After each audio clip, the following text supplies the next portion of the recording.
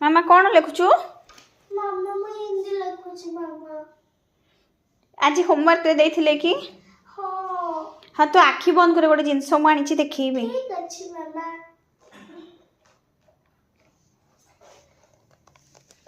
आखी खोलिबी? हाँ एबे खोलिबो। वाओ एटा कोनटा मामा? तमे कहलो देखि एटा कोन? कहले मु कोनटा दबो तमे?